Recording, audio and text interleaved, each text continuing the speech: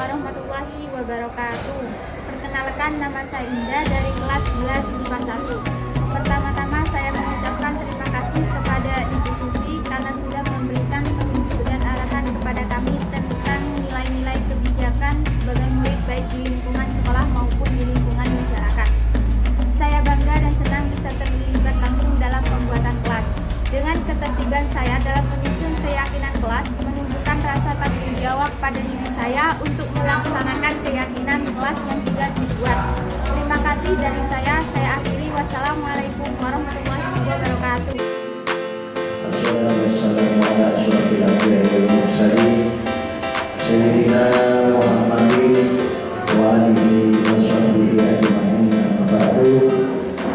Yang kami hormati Kepala SMA Negeri 1 Beges Bapak Haji Ugeng Biono SAG BPI.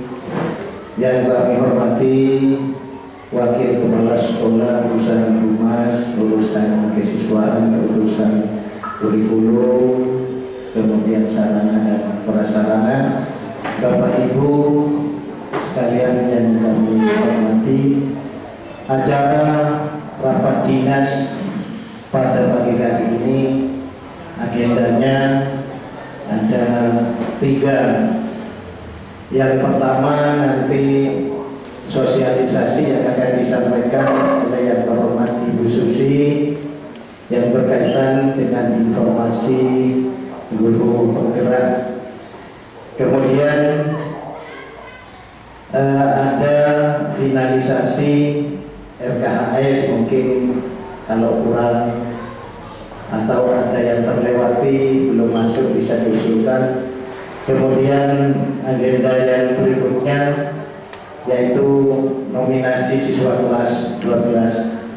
Sebelum acara ini kita mulai, sebaiknya kita menundukkan kepala sejenak dengan berharap mudah-mudahan apa yang kita lakukan, apa yang kita akan lakukan senantiasa mendapat ridha dari Allah Subhanahu wa taala dan bernilai ibadah. Allahumma amin. Marilah kita berdoa sejenak untuk menundukkan kepala. Mudah-mudahan seluruh keluarga besar SMA Negeri 1 Beges diberikan kesehatan jasmani dan rohani, dimudahkan urusannya, diberikan rezeki yang halal yang barokah. Ala hadhihi al-fatihah. A'udzubillahi minasyaitonir rajim. Bismillahirrahmanirrahim. Alhamdulillahirabbil alamin. Ar-Rahmanir Rahim. Maliki yaumiddin. Iyyaka na'budu wa iyyaka nasta'in. Ihdinas siratal mustaqim. Shiratal ladzina an'amta 'alaihim ghairil maghdubi 'alaihim waladdallin. Amin. Terima kasih. Acara selanjutnya sambutan dan sekaligus pengarahan yang akan disampaikan oleh yang terhormat Bapak Kepala SMA Negeri 1 Beges kepada yang terhormat Bapak Haji Ugeng Biono SAG BPI kami haturkan.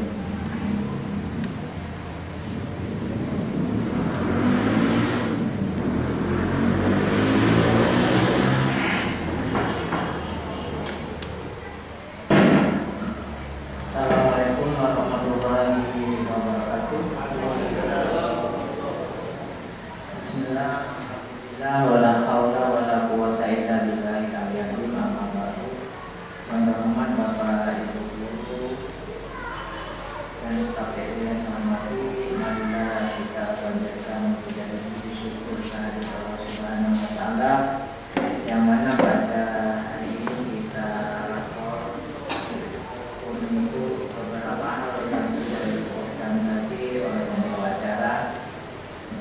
Untuk selanjutnya saya tidak berribuan, nanti setelah Bu Susi ini menyampaikan apa yang ingin Bu Susi sampaikan, nanti saya lanjutkan kembali.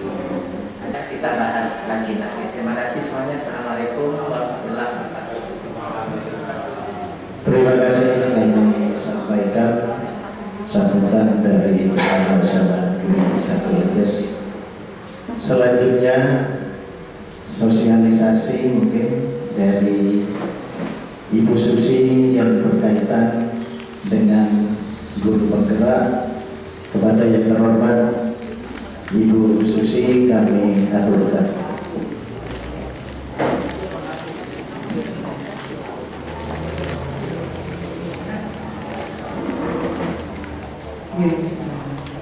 Assalamualaikum warahmatullahi wabarakatuh. Sebelumnya saya mau minta maaf dulu karena saya mau minta waktunya Bapak Ibu semua paling tidak 1 jam ke depan. Habiskan ya Pak Eko. Sampai Jumatan ya Pak ya. Di sini saya sebagai CGP, jadi saya menempatkan diri saya di sini, berdiri di sini sebagai calon guru penggerak yang mengikuti pendidikan guru penggerak yang sudah berjalan 1,5 bulan, kurang 4,5 bulan lagi itu kalau lancar, karena kalau yang angkatannya Bu Tati kemarin sampai dengan 14 bulan, molornya 7 bulan. Di sini nanti ini saya mengemban amanah dan ini tidak hanya di saya saja tapi semua CGP Angkatan 7 baik yang di Kabupaten Probolinggo maupun di daerah lain itu semuanya harus melakukan diseminasi. Ini adalah modul 1, masih modul 1 yang saya pelajari. Di sini modul 1.4 itu kaitannya dengan budaya positif. Kalau yang modul 1.1 itu saya langsung implementasi ke anak-anak. Modul 1.1 itu berkaitan dengan filosofi pendidikan Ki Hajar Dewantara.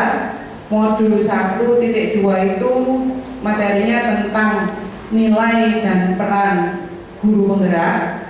Kalau yang modul 1.3 itu tentang visi guru penggerak. Modul 1.1 dan sampai 1.3 itu insya Allah sudah saya terapkan. Saya tidak menerapkan ke semua kelas di SMA Negeri 1 Leces, tapi saya menerapkan hanya ke beberapa kelas.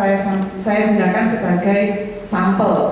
Jadi tidak semuanya saya gunakan untuk uji coba. Tapi sebenarnya di semua kelas SMA Negeri 1 Leces itu mulai modul 1 yang saya pelajari itu semuanya sudah tercakup, mulai dari kegiatan intra maupun ekstra, semuanya sudah ada. Mulai dari anak-anak masuk ke gerbang sampai anak-anak keluar dari gerbang sekolah semuanya sudah terlaksana. Cuman kitanya saja yang tidak sadar mungkin ini kita menerapkan ya materi mana. Di sini nanti 1 jam ke depan saya akan mencoba memberikan gambaran teori tentang budaya positif.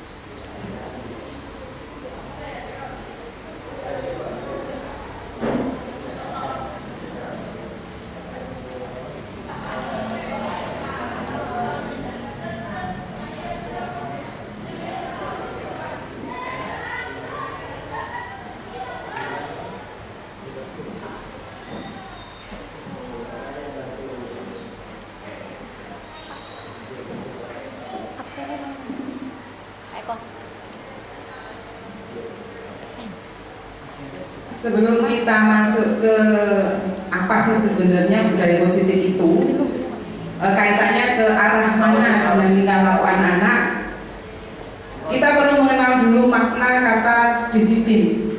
Ketika mendengar kata disiplin, apa yang terbayang di benak kita?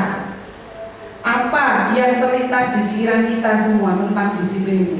Mungkin yang kebanyakan orang menghubungkan kata disiplin itu dengan suatu tata tertib atau peraturan, di mana peraturan itu atau tata tertib itu harus kita patuhi. Itu mungkin kebanyakan orang mendefinisikan seperti itu.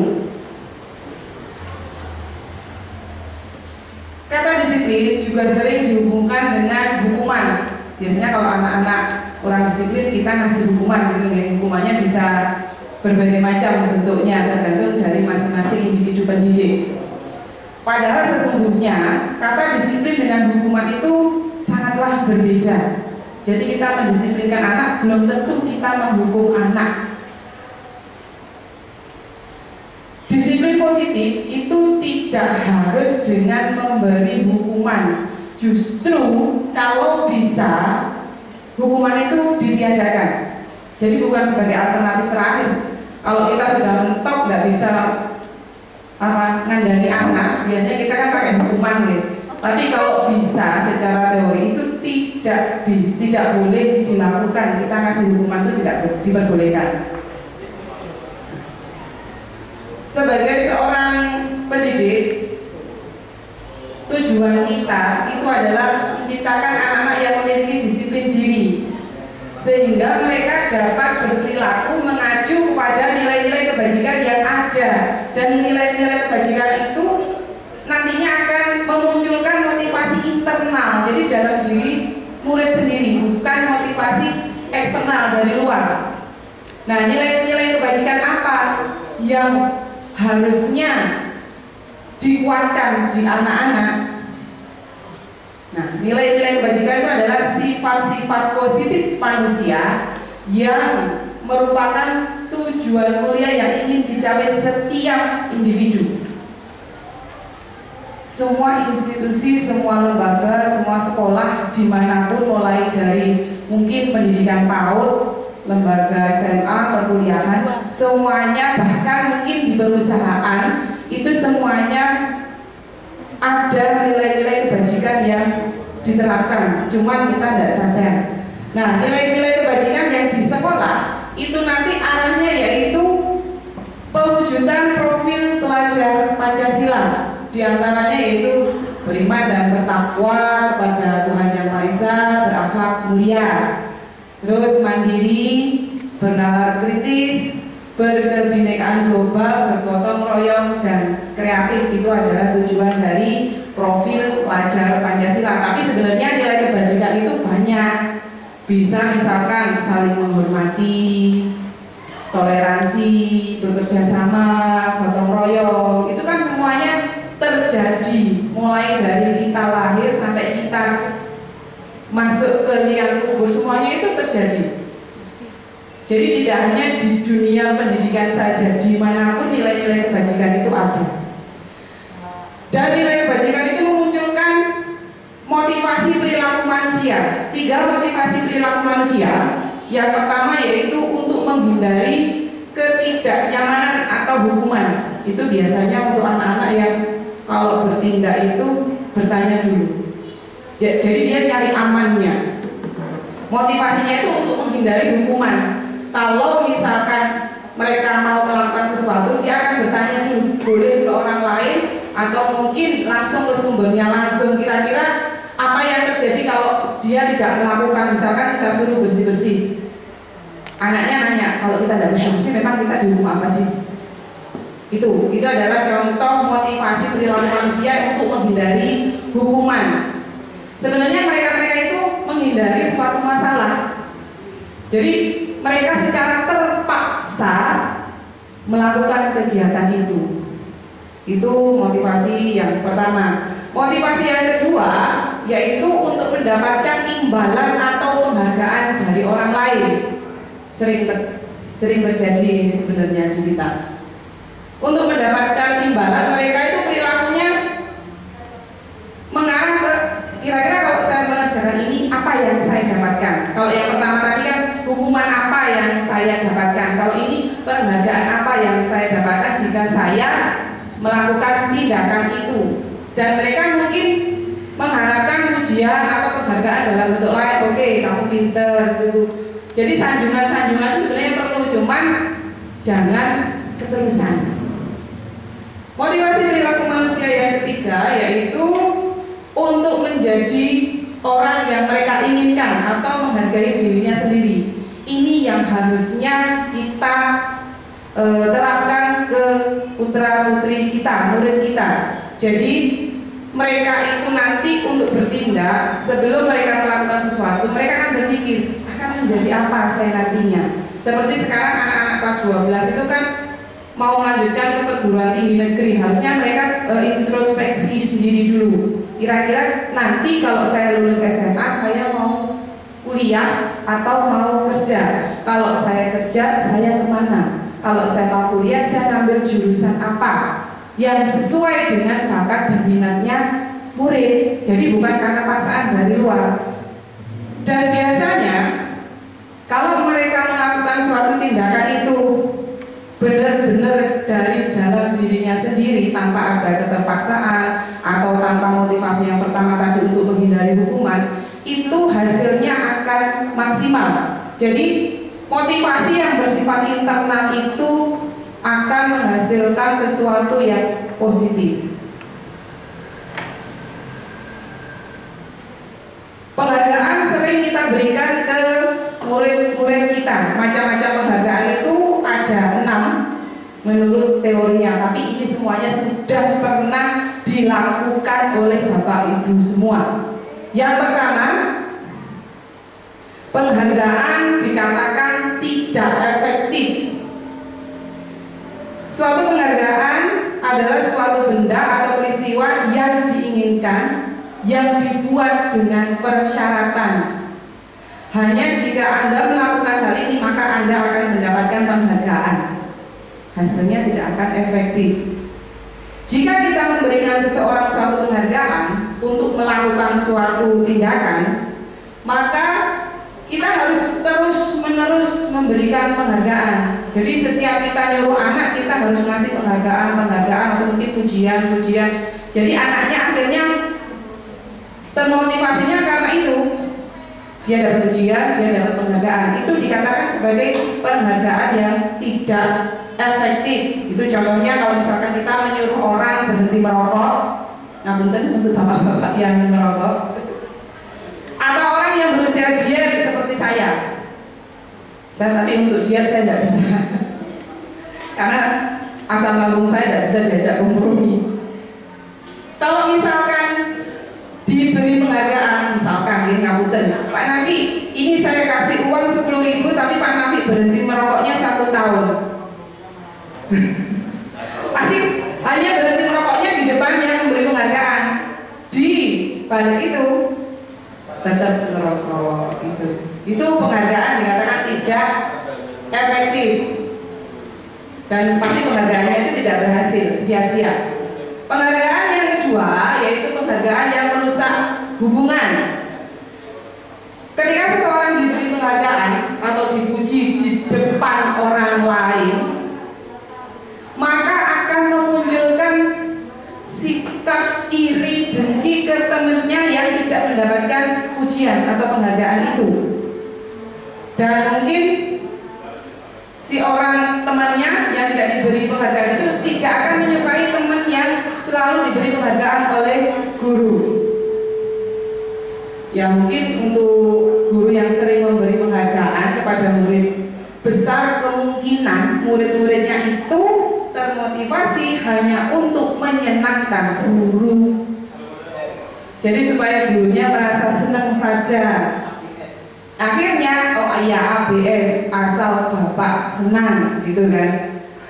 Akhirnya penghargaan itu bisa menciptakan persaingan di antara murid, bisa menimbulkan kecemasan yang berlarut-larut kalau itu terus terjadi.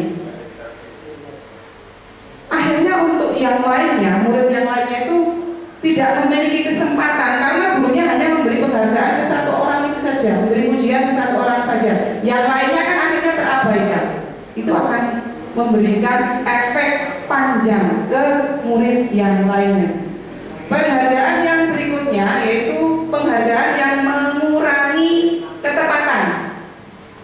Ini saya ambil dari teorinya dari suatu risetnya itu ada 10, saya hanya menyampaikan 1 saja. Ada sekelompok anak laki-laki berusia 9 tahun. Dia disuruh melihat gambar wajah yang ditampilkan di layar. Mereka harus memberitahukan jika wajah-wajah tersebut sama atau berbeda. Gambarnya sebenarnya hampir sama. Beberapa dari mereka diberi penghargaan dalam bentuk uang itu misalnya. Pada saat mereka memberikan jawaban benar, dia dikasih uang. Sementara sebagian yang lain tidak. Maka hasilnya apa? Anak laki-laki yang dibayar atau diberi penghargaan berupa uang tadi membuat lebih banyak kesalahan, atau istilahnya kalau di kita gudo-gudune. Sudah dikasih penghargaan sebelumnya, disuruh maju disalah-salahnya. Penghargaan yang berikutnya, penghargaan yang bisa Ini juga dari riset. Jadi kalau misalkan suatu pekerja seni, di sini risetnya ya, suatu pekerja seni dikasih penghargaan dulu dari hasil karya yang mungkin akan mereka ciptakan, maka kelamaan hasil karyanya itu tidak akan maksimal, hanya akan pokoknya aku ngerjakno. Jadi kalau murid itu pokoknya aku boleh tugas, nggak tahu tugasku bener atau salah. Jadi di situ akan menurunkan kualitas jawaban dari anak-anak. Itu sering terjadi. Bahkan terjadinya di kita itu ketika mau rapotan, ditanya sama guru, ayo tugasnya, akhirnya yang penting anak mengerjakan tugas. Itu sebenarnya tidak bagus, tapi kita mau berusaha untuk memotivasi anak untuk tetap mengerjakan tugas. Penghargaan mematikan kreativitas, jelas. Kalau seseorang dikasih penghargaan, otomatis kreativitasnya tidak akan meningkat. Penghargaannya soalnya jelas, tiap bulan dikasih penghargaan, saya sudah dapat gaji sekian, saya justru menggambar, gambarannya adalah gambaran tentang lingkungan sekolah misalkan, otomatis nanti yang digambar ya itu saja, tidak ada kreativitas. Mungkin nanti gambarnya dalam bentuk 3 dimensi, tidak ada. Ya seperti yang penghargaan sebelumnya tadi, karena saya sudah mendapatkan penghargaannya, kreativitasnya ada. Penghargaan yang bersifat menghukum. Penghargaan menghukum itu bagi mereka yang tidak mendapatkan penghargaan, misalnya dalam sistem ranking, mereka mendapatkan ranking kedua itu akan merasa sangat terpukul atau merasa dihukum karena tidak bisa ranking 1. Itu biasanya ke anak-anak yang benar-benar pintar, jadi memang motivasi belajarnya tinggi. Ini yang ranking 1, aku kok tidak bisa ranking 1, itu penghargaan yang menghukum. Jadi kalau kurikulum 2013 kemarin ranking ditiadakan, mungkin ini juga kaitannya, karena penghargaan dengan sistem ranking itu menghukum. Tapi sebenarnya juga ada kebaikannya, anak-anak akan lebih termotivasi untuk belajar lagi. Aku kok kalah dengan siswa yang itu, berarti aku harus belajar lagi, lebih giat lagi belajarnya. 5 kebutuhan dasar manusia, ini semuanya ada di diri kita. Kebutuhan dasar yang pertama yaitu kebutuhan bertahan hidup. Orang kalau bertahan hidup itu apa yang diperlukan Bapak Ibu? Makan, minum, bernafas, berkumpul, apa? Melihat. Oh, memiliki pasangan, itu kebutuhan dasar. Ya betul, kebutuhan bertahan hidup, makan, minum, memiliki pasangan, itu sudah kita harus bertahan untuk hidup. Kebutuhan yang kedua, kasih sayang dan rasa diterima. Nah, kasih sayang ini ke arah kebutuhan yang disampaikan oleh Pak Arif tadi, memiliki pasangan yang bisa mengasihi kita. Yang utama adalah pasangan kita, tapi tidak menutup kemungkinan kasih sayang atau rasa diterima itu dari orang lain, orang di sekitar kita, orang di lingkungan kita, di masyarakat. Kebutuhan dasar yang ketiga yaitu penguasaan. Jadi di situ tuh kebutuhan untuk diakui. Ini loh saya yang buat, ini loh saya yang memproduksi, itu penguasaan. Ini loh saya bisa mengerjakan. Tuh di siswa biasanya seperti itu. 5 kebutuhan dasar yang keempat yaitu kebebasan. Kebebasan untuk memilih, pasti memilih pasangan, memilih tempat duduk, memilih baju yang mau dipakai mana, atau mungkin memilih makanan yang kita sukai. Banyak sekali untuk kebutuhan kebebasan ini, kebebasan menyerukan pendapat ketika kita rapat mungkin. Kebutuhan dasar yang kelima yaitu kesenangan. Semua butuh kesenangan. Bahkan ketika saya di sini pun itu ada kebutuhan yang ingin saya sampaikan dari, yang ingin saya dapatkan dari 5 kebutuhan dasar itu. Berikutnya restitusi. Mungkin Bapak Ibu yang pernah ikut di kelas kurikulum Merdeka pernah mendengar atau mungkin sudah tahu tentang istilah restitusi. Kalau saya tahunya ya karena saya ikut pendidikan guru penggerak ini, restitusi. Apa Pak? Resti. Apa Pak Resti Pak? Ya Pak. Resti itu Pak, putrinya Bu Bami. Resti bukan Resti. Turi Pak Jatin. Oh iya. Restitusi itu adalah sebuah pendekatan atau sebuah metode di mana kita tuh ingin menciptakan disiplin atau pendisiplinan ke murid, ke siswa.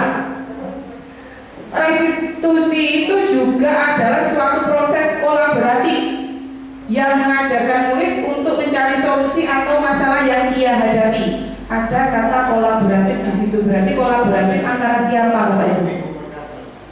Antara murid dan pendidik dan guru. Jadi antara murid dan guru itu harus berkolaborasi untuk mencari solusi dari masalah yang dihadapi oleh murid.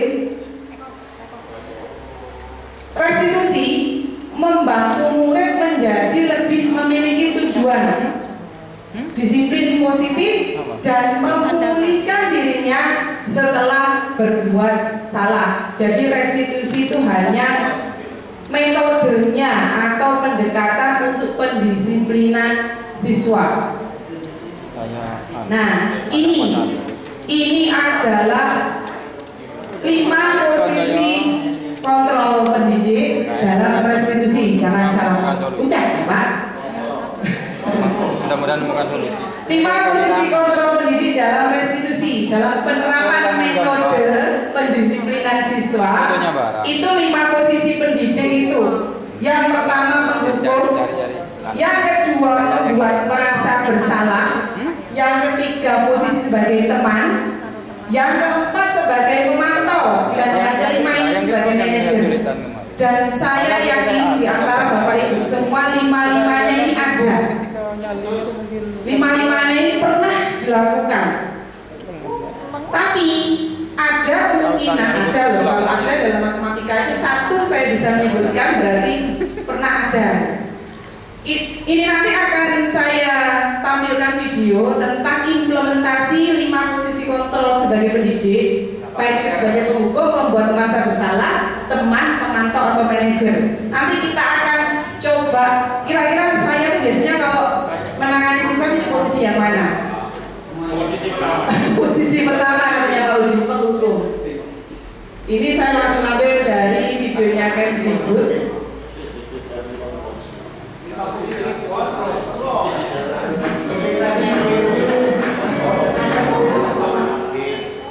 Salam bahagia Ibu dan Bapak Guru hebat. Dalam penerapan disiplin positif restitusi, salah satu program yang dikembangkan adalah 5 posisi kontrol. 5 posisi kontrol dalam restitusi adalah proses perjalanan seorang pendidik agar dapat mengenali dirinya. Pada video kali ini, kita akan membahas tentang 5 posisi kontrol yang dikembangkan oleh Diane Goshen dan contoh penerapannya.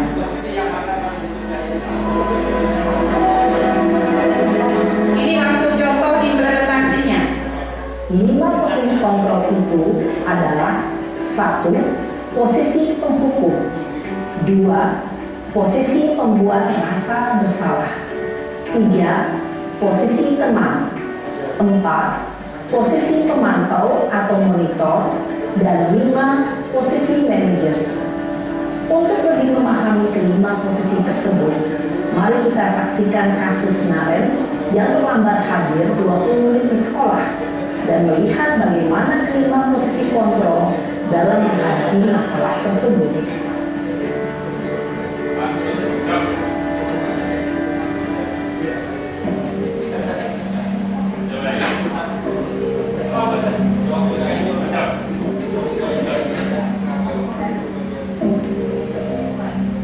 Naren,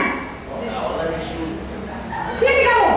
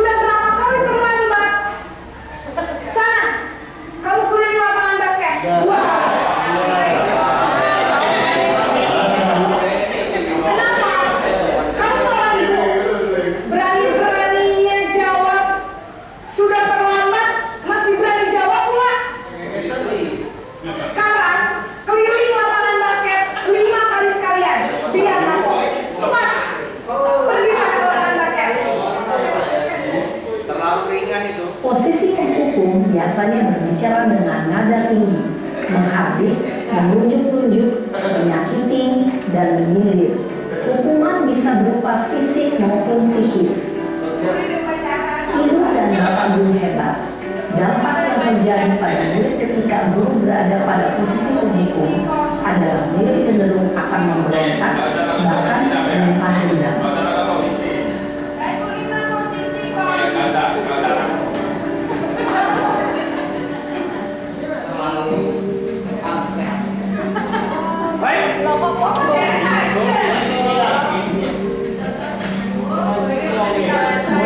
Atomnya tetap tapi beda skenario ini. Selamat pagi, Bu. Naren, kamu kenapa terlambat lagi, nak? Ya Tuhan, Naren, kamu senang ya bikin ibu susah ya? Kalau kamu terlambat lagi, pasti ibu yang Wiwi ini biasanya. nak, disangka ibu tidak bisa meminang kamu. Duh, gimana ini? Maaf, Bu. Duh, Gusti Naren, kamu suka ya kalau ibu ditegur bapak kepala sekolah? Terus, sekarang ibu harus tulis apa ini di buku absen?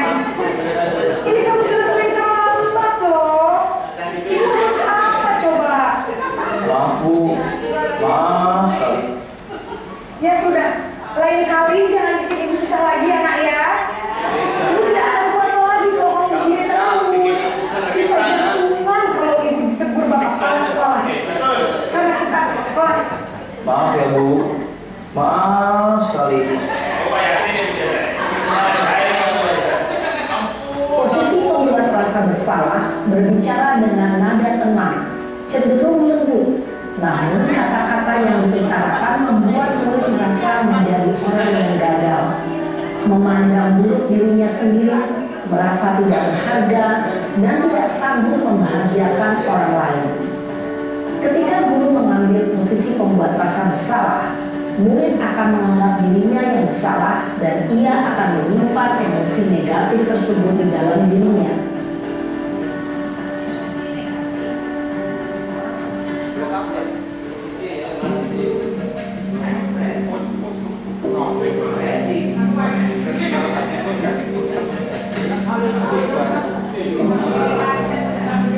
Naren!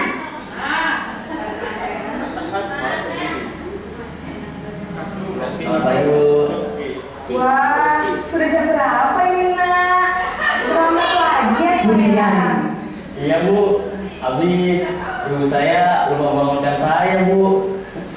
Kamu malah menyalahkan ibu kamu. Kamu bukannya anak yang larinya paling kencang. Kok terlambat sih? Iya, Bu. Saya memang selamat bangun tadi. Jadi biarpun saya lari kencang, tetap nggak kekejar, Bu.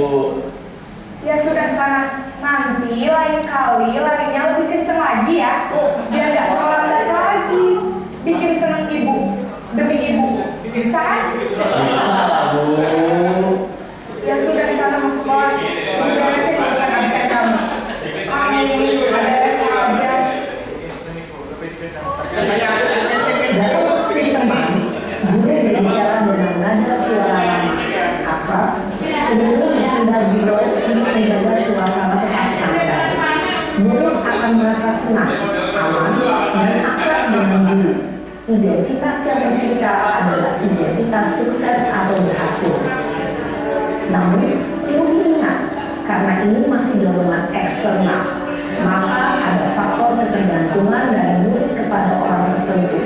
Di sini guru absennya, sehingga selain waktu, murid bisa berperilaku baik, namun hanya kepada orang-orang tertentu saja.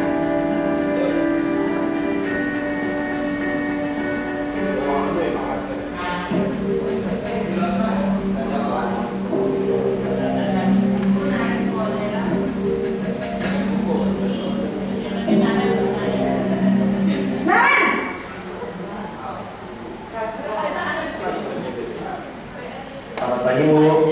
Naren, apa peraturan sekolah kita tentang jam berapa kita harus masuk sekolah, nak?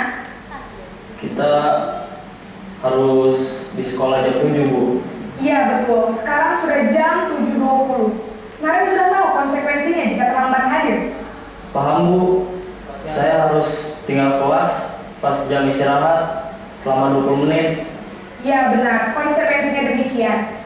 Jadi nanti jam 9.30 pas istirahat, kamu harus tinggal di kelas, kerjakan tugas tambahan untuk ketertinggalan kamu, ya?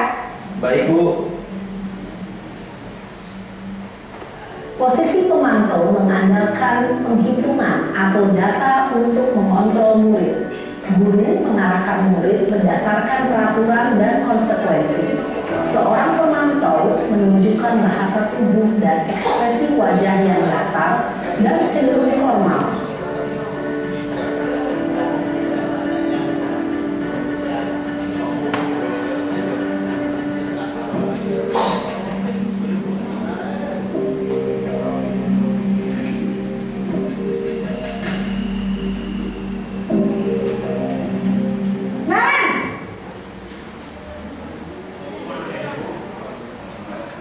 Selamat pagi, Bu. Selamat pagi, Naren. Maaf, Bu. Saya terlambat. Iya, sekolah masuknya jam 7, sekarang sudah jam 7.20. Jadi sekarang bagaimana ini, Naren? Maaf, Bu. Saya lupa setel alarm saya semalam. Baiklah, menurut kamu, keyakinan sekolah yang mana yang perlu kamu tingkatkan? Menghargai diri sendiri dan orang lain mungkin, ya, Bu. Setuju. Jadi, apakah Naren meyakini prinsip saling menghormati tersebut? Iya, Bu. Saya meyakininya. Apakah Naren bersedia memperbaiki masalah keterlambatan ini? Bersedia, Bu. Bagaimana kamu akan memperbaiki masalah keterlambatan ini? Saya akan coba untuk tidak lupa menyetel alarm saya, Bu. Baik, kalau Naren lupa menyetel alarm di rumah, ada orang yang kira-kira bisa bantu mengingatkan tidak? Ada, Bu. Kakak saya, Kak Emma. Ada lagi selain Kak Emma? Selain Kak Emma, ada ibu saya. Baik, jadi yang mengingatkan Naren adalah Kak Emma dan ibu kamu, ya? Kira-kira akan mulai setel alarm kapan nih, Naren? Setelah pulang sekolah, akan segera saya lakukan. Baik, jadi Naren akan setel alarm untuk bangun besok pagi dan akan diingatkan oleh kakak dan ibunda Naren, ya? Ada lagi yang mungkin perlu dilakukan, Naren? Agar tidak terlambat bangun lagi. Tidak ada, Bu. Baik, Naren. Terima kasih untuk kerjasama kamu. Sekarang kamu perlu kembali ke kelas untuk belajar. Baik, Bu. Terima kasih. Posisi manajer adalah posisi kontrol yang disarankan untuk membimbing murid memiliki sikap disiplin yang positif, yaitu murid yang mandiri, bertanggung jawab, dan dapat memecahkan masalah. Tujuan dari posisi ini adalah agar murid dapat berefleksi atas tindakannya. Guru akan dengan tulus memberikan pertanyaan-pertanyaan bermakna, sehingga membuat murid dapat belajar dari kesalahannya dan mencari sebuah solusi untuk menyelesaikannya.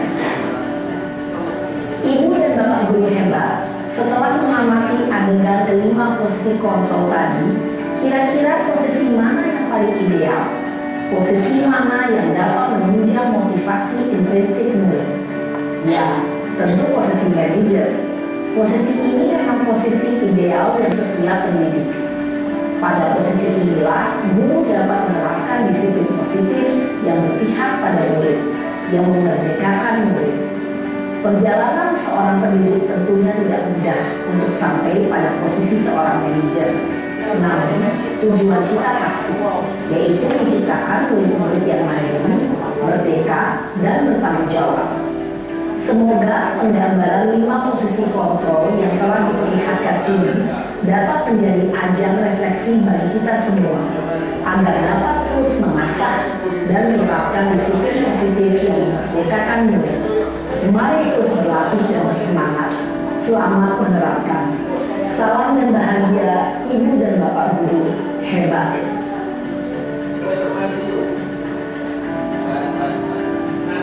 Itu tadi 5 posisi kontrol yang plus penerapannya. Jadi contoh penerapannya seperti itu. Tapi murid kita kan tidak hanya Naren saja. Murid kita banyak.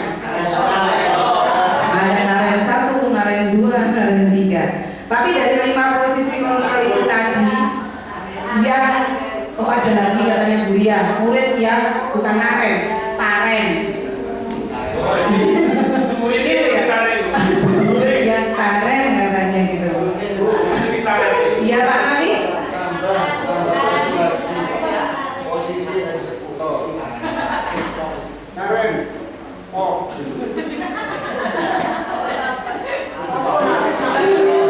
Dari 5 posisi kontrol itu mana yang sering kita lakukan? Kalau saya sendiri masih yang nomor 1, belum bisa ke yang nomor 2, 3, 4, bahkan yang kelima. Kalau sebagai posisi teman, saya bisa tapi hanya ke beberapa anak dan tidak bisa ke semua karena itu butuh pendekatan. Jadi sepertinya kita tuh harus ngerangkul ke murid. Jadi kita ngerangkul ke murid, kita ajak ngomong enak-enakan, kamu sebenarnya maunya apa, itu dia tahu. Kalau yang lebih idealnya memang kita harus ada di posisi manajer. Kita kan sudah jadi manajer sebenarnya, manajer di kelas. Kira-kira memungkinkan nggak posisi manajer itu kita terapkan ke murid-murid kita? Lihat muridnya, iya. Lihat muridnya, karena ini kan juga berkaitan dengan SDM juga, ya, SDM-nya kita. Dia mana nih? Ada nggak pemetaan karakteristik murid jadi biar sesuai dengan tipe yang akan dia lakukan? Dan cuma murid kita seperti itu. Itulah kalau di kurikulum Merdeka itu kaitannya dengan penilaian diagnostik, Pak. Itu yang harusnya dilakukan di awal sekali kita ketemu murid. Dari situ nanti kita tahu kalau memang mau seperti itu. Mana anak yang butuh keperluan A, B, C, D itu nanti bisa. Mana anak yang pinter, mana yang butuh perhatian khusus ada. Tapi saya berharap Bapak Ibu guru sebagai pendidik yang hebat, Bapak Ibu guru yang profesional bisa menerapkan posisi manajer paling tidak ke semua tapi satu kelas ketika kita mengajar di kelas itu. Ini tadi kan contohnya untuk anak yang terlambat. Biasanya kalau anak yang terlambat kan yang menangani di depan itu piket. Tapi kalau kita di kelas itu sudah jadi otoritas kita. Anak mau kita bawa kemana itu otoritas kita. Yang tidak mengerjakan tugas itu bagaimana. Kita juga pernah melakukan posisi sebagai pembuat merasa bersalah. Pak Yasin sering itu dibawa ke ruang guru sama guru, mungkin Pak ini anaknya gini-gini sama Pak Yasin. Kadang saya mendengarkan Pak Yasin cuma tanya, terus mau apa? Gitu. Anak-anaknya ngomong apa masalahnya di rumah. Dari situ kita bisa menilai Pak ya, kita bisa kasih punishment. Misalkan kita mau hukum, hukumnya kan enggak asal hukum saja. Kalau ini tadi kan enggak mau tahu alasannya apa, pokok dihukum gitu kan. Tapi kalau kita coba pendekatan Pak, kita akan tahu sebenarnya anak kita keperluannya apa. Nah, untuk restitusi, metodenya restitusi, salah satu metodenya adalah menggunakan segitiga restitusi. Itu penerapan yang ditemukan oleh Diana Gosen. Dalam segitiga restitusi itu ada 3 tahapan. Tahap yang pertama itu adalah menstabilkan identitas, atau bahasa Inggrisnya, maaf kalau salah lagi, stabilize the identity, benar ya? Yang kedua, tahap yang kedua yaitu validasi tindakan yang salah atau validate the misbehave. Mungkin seperti itu berarti yang lebih lihat. Yang ketiga, tahap yang ketiga yaitu menanyakan keyakinan. Keyakinan itu apa yang diyakini anak-anak, atau seek the belief. Itu 3 tahapan. Kita coba satu-satu. Tahap yang pertama, lakukan yang pertama yaitu menstabilkan identitas. Ketika seseorang merasa sedih atau emosional, anak datang ke kita nangis geru-geru, nggak mungkin kan kita nanya, kamu kenapa ini kenapa? Yang jelas kita yang utama adalah tenangkan dulu hatinya, tenangkan dulu pikirannya. Itu salah satu contoh menstabilkan identitas. Anak marah-marah mungkin moro-moro kita bisa, kamu gini-gini, nggak bisa. Tenangkan dulu emosinya, itu menstabilkan identitas.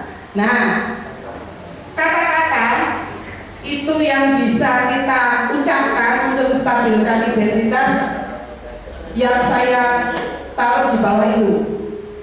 Berbuat salah itu tidak apa-apa, itu untuk menstabilkan identitas. Contohnya itu, kita bisa menyelesaikan ini dengan baik-baik. Jadi tidak moro-moro langsung diputusi ini itu tidak bisa.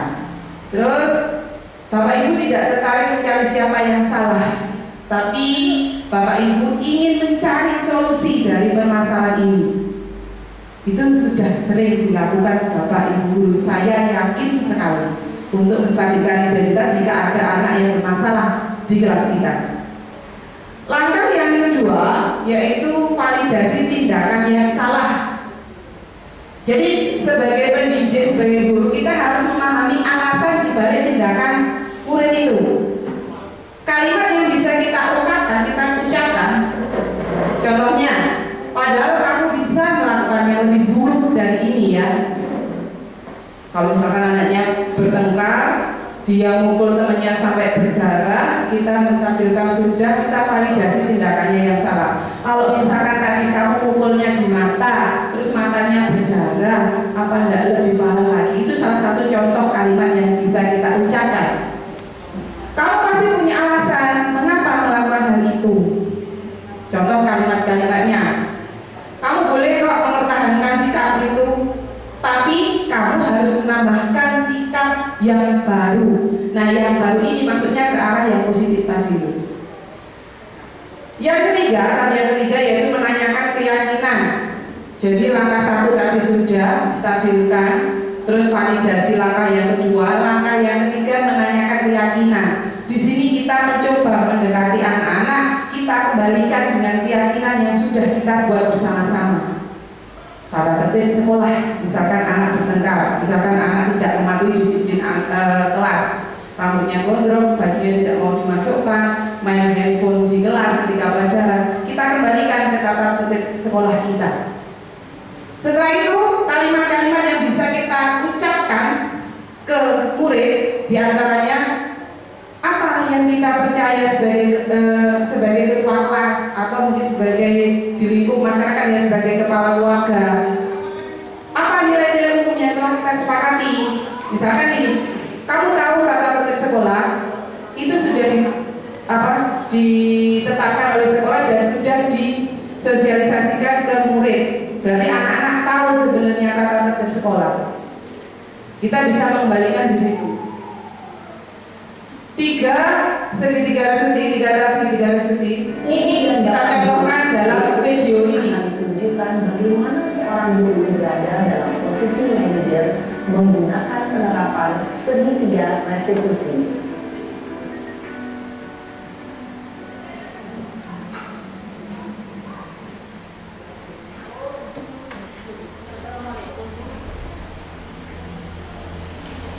Yang sana. Ya Pak. Sudah lama nggak di sana? Kenapa hari ada di sini? Kesel Pak, kesel banget. Masa aku dikatain tukang fitnah Pak? Ya aku marah lah. Aku udah dikatain mereka di depan kelas. Kesel banget. Oh gitu. Ya pasti kamu marah dan kesal. Bapak juga akan marah apabila ada yang menuduh Bapak seperti itu. Kemudian pada saat itu kamu mau melakukan apa? Ya saya harus mengatain mereka lah Pak. Kesel banget. Saya bentak-bentak dia di depan teman-teman lain. Oh gitu. Pasti kamu melakukan seperti itu karena suatu alasan tertentu kan? Iya Pak. Masa saya diam saja Pak? Ya saya bela diri lah. Masa saya dituduh tukang fitnah? Ya wajar lah. Mempertahankan harga diri itu sesuatu yang penting buat kamu. Untung kamu tidak bertindak lebih gegabah lagi, hanya membentak-bentak. Iya Pak. Untung saya masih bersabar dan hanya membentak saja. Sudah gemes padahal saya pasti bela diri lah. Ya pasti ya. Tapi kamu memilih untuk tetap bertahan dan bersabar. Kamu memilih untuk tidak berbuat lebih parah lagi kan? Iya.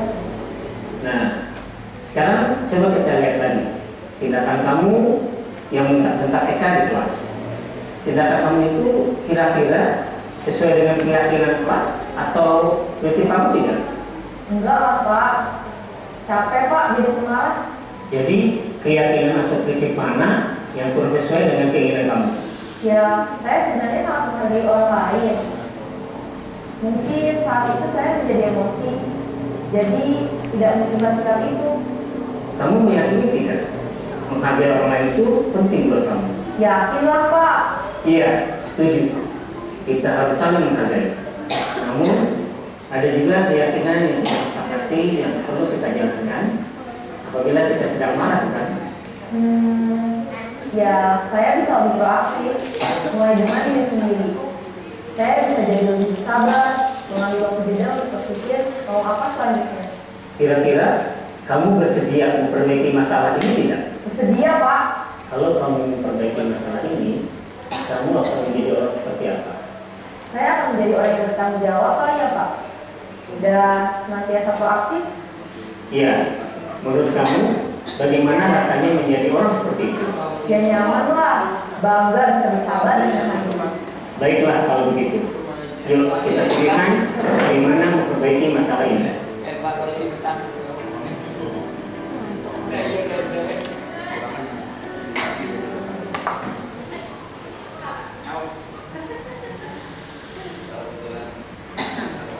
Itu tadi contoh penerapan restitusi menggunakan tahapan segitiga restitusi, dan saya yakin Bapak Ibu semuanya pernah melakukan itu, cuman kita tidak sadar kalau kita menggunakan tahapan segitiga restitusi. Jadi dengan 5 posisi kontrol mendidik tadi juga saya yakin sekali Bapak Ibu pernah melakukan, dan kedepannya saya minta bisa lebih baik lagi, karena kurikulum kita kan sudah kurikulum merdeka, merdeka belajar, merdeka mengajar. Seperti yang Bu Novi lakukan, merdeka mengajar. Saya ingin seperti Bu Novi, tapi saya bingung matematika saya implementasikan seperti apa. Oke, itu mungkin yang bisa saya sampaikan tentang teori-teori budaya positif.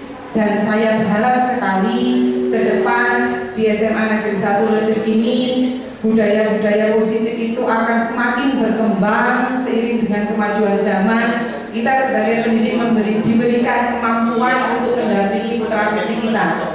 Sebelum saya akhiri, saya kepingin ada beberapa bapak atau ibu guru yang memberikan umpan balik dari apa yang sudah saya sampaikan ini. Monggo, saya berharap ada sekali dari bapak ibu yang memberikan umpan balik dari apa yang sudah saya sampaikan hari ini. Durian, monggo durian kalau mau. Monggo. Umpan balik dari apa yang sudah saya sampaikan dari teori budaya positif. Monggo Pak Ali.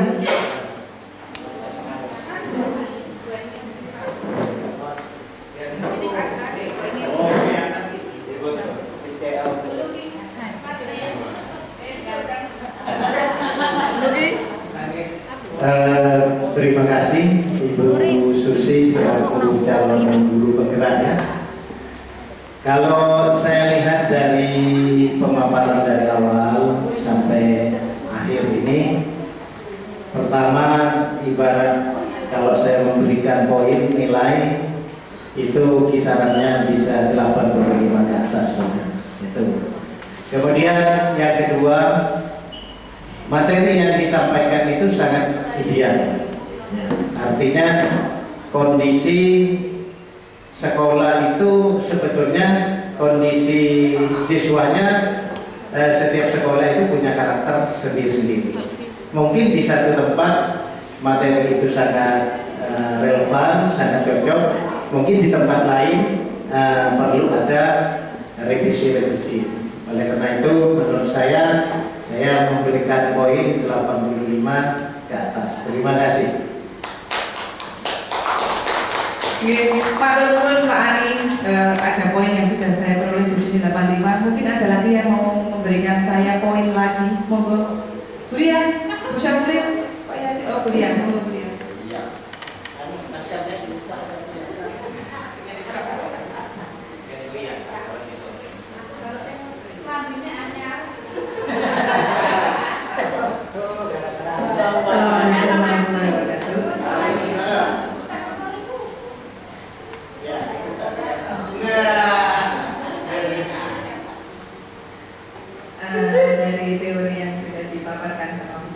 tadi tentang budaya positif. Sebenarnya di sekolah kita sudah diterapkan, baik itu mulai dari awal masuk jam pelajaran masuk sekolah sampai di kelas, kemudian nantinya pulang. Saya kira Bapak Ibu sudah menerapkan semua. Nah ini untuk poin kita sebenarnya. Saya belum memberi poin untuk Bu Susi. Yang perlu digarisbawahi, kita dominan sebagai penghukum seperti yang disampaikan Bu Susi. Jadi nomor 1 tadi itu. Jadi kita lebih banyak menghukum teman-teman. Oke, bener ya. Kalau tadi yang dihadapi hanya naren saja, sedangkan yang di sini 600 naren, karen apa gitu. Nah itu. Nah jadi kita sebagai guru yang tadinya sebagai penghukum, katanya itu mungkin langkah-langkah yang sesuai dengan teori tadi, mungkin kita benahi lagi bareng-bareng supaya bisa tidak hanya di posisi nomor 1, tapi bisa menjadi di posisi nomor 2, 3, 4, dan 5. Tapi dengan tidak mengesampingkan penghukum tadi, soalnya karakteristik siswa kita itu mungkin saya yakin ya, Bapak Ibu setiap kali menghukum itu tidak lantas menghukum, tapi awalnya itu pasti ada peringatan 1, 2, 3. Karena tadi memelnya anak itu mungkin secara verbal sudah tidak bisa dikandani dan ditendani. Nah akhirnya itu tadi diberi hukuman. Nah, mungkin itu saja dari saya.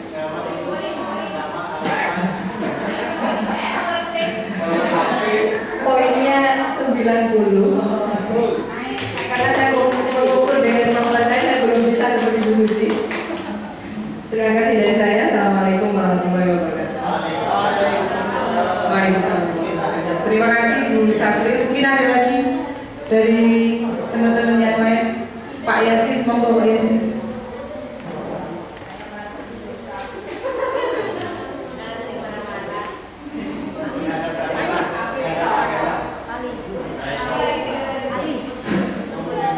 Terima kasih Bu Susi telah beri kesempatan untuk menyampaikan hal-hal tentang budaya positif. Tadi saya mengamati bagus dari awal Bu Susi memberikan atau menyampaikan hal-hal berkaitan dengan budaya kita. Cuma di situ mungkin perlu nanti Bu Susi juga mencari hal-hal positif yang membuat kita itu tidak bahasa kita itu sangat ngajar gitu. Hanya saya sendiri kadang-kadang itu kalau di kelas yang enak aja itu nyaman. Jadi ngajar itu bagi kelas yang tidak minat itu sungkan ngajar gitu ya. Mungkin perlu dicarikan teori sehingga ya apa ya caranya ngajar di anak yang tidak minat dengan anak yang minat. Mungkin itu solusi tentang nilai. Saya yakin teman-teman juga bisa nilai sendiri.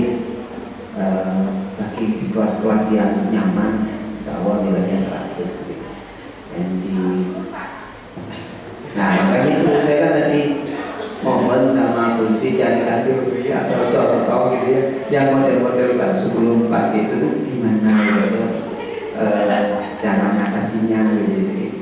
Kalau misalnya ada solusi, ya mungkin kita bisa pelajari bersama. Mungkin di luar negeri ada kelas yang amburadul, terus dikasih sesuatu sehingga mungkin caranya Bu Novi mungkin lebih anak-anak diajak masak, gitu ya.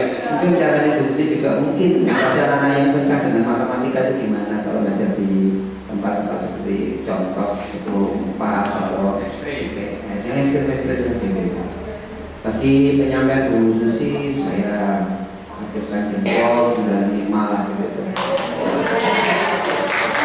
Mudah-mudahan yang lain bisa segera nyusul sehingga banyak guru penggerak di Assalamualaikum warahmatullahi wabarakatuh. Terima kasih saya ucapkan untuk Pak Yasin. Untuk yang diminta Pak Yasin mungkin ada metode kalau untuk kelas yang ekstrim, kelas yang khusus itu. Di modul 1 saya sebagai JGB baru belajar tentang ini Pak, filosofi pendidikan menurut Ki Hajar Dewantara. Jadi kita diajarin mulai dari basicnya dulu, dasarnya sebagai pendidik itu harus gimana.